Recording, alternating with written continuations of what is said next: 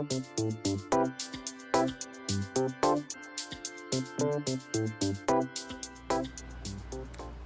Internet, this is Scott with Scott's Garage. Welcome to the first time viewers of this channel. Welcome literally to my garage.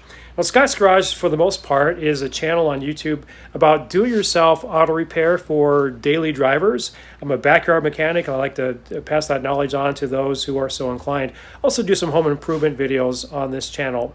My last few videos though have been on purchasing an automobile, and they're geared towards first-time buyers. And this video is part of that mini series. And on this video, I want to share with you how to go about purchasing a car on Craigslist. And the first question to answer is, why use Craigslist? I mean, there are much better platforms to purchase local cars, and I would agree with you, there are better platforms today. But why Craigslist? And the main answer is that Craigslist is still, for buying a car locally, the most well-known.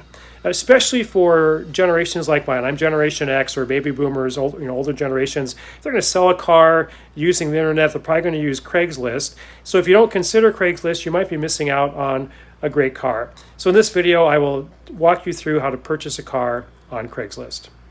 I need to point out before we go online that I am not a professional car purchaser or anything like that, just an ordinary person.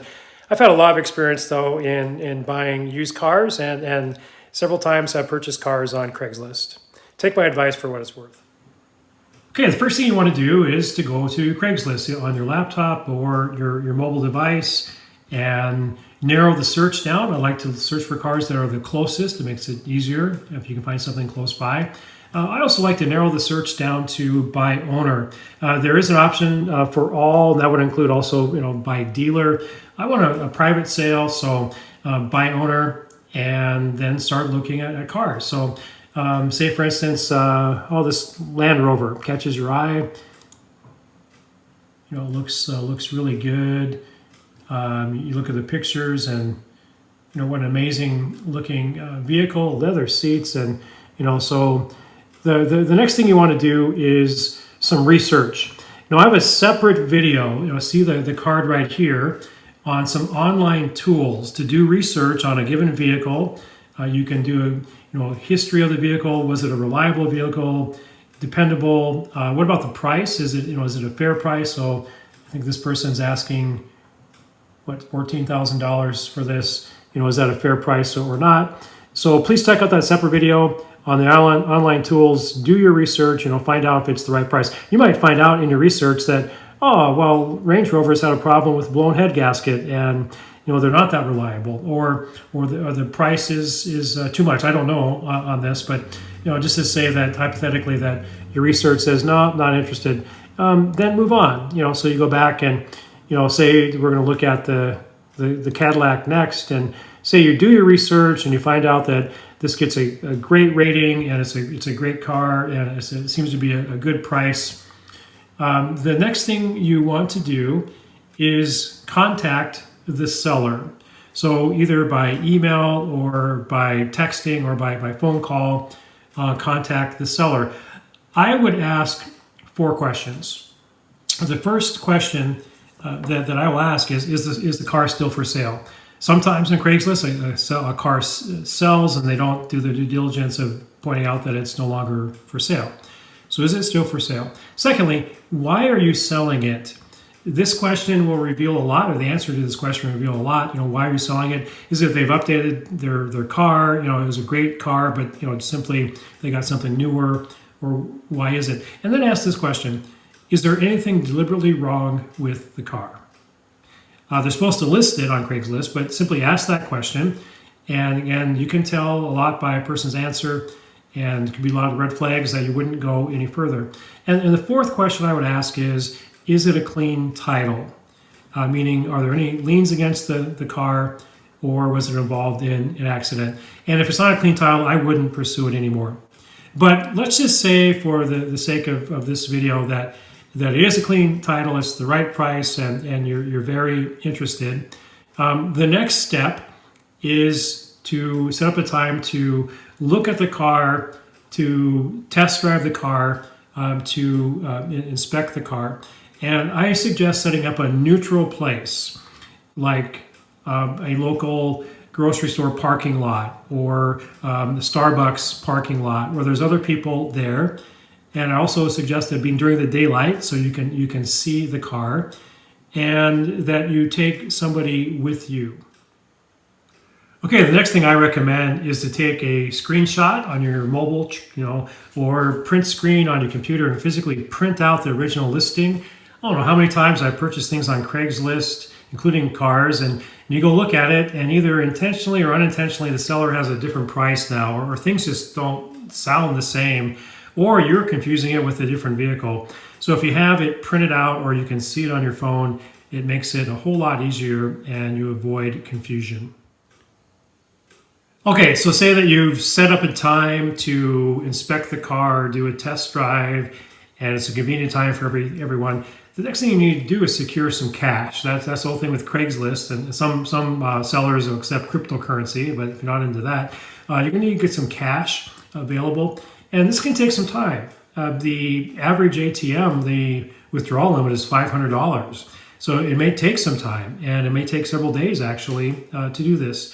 So you need to, arrange to get the cash available for the possible purchase of that vehicle. Now, the other thing I recommend as far as getting cash available for car purchase is if you have a mini safe, a little portable safe, use that, right? So you're taking cash out, put it in there, lock it up. And if you go and do a test drive and you really like the car, keep the safe locked in your other car, but just have enough money, for the initial, I'm interested in this, and then if you do make the sale, then you'll have the cash readily available in the safe in your car. I just don't like carrying a lot of cash around. That's probably the number one reason I don't like Craigslist anymore. Okay, so say that you find the vehicle that you like on Craigslist and you've done your research and it looks like a good automobile, gets good ratings and it's a good price, and you've arranged now with the seller to test drive the car. What do? I have a separate video on that.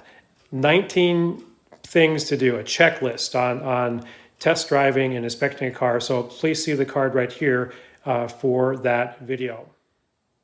All right, so say you do the test drive inspection and you follow my advice on the checklist, everything is great, and it's a good price and a good car, and you want to buy the vehicle. Then you make your offer, whether it's the asking price or something lower, make your offer.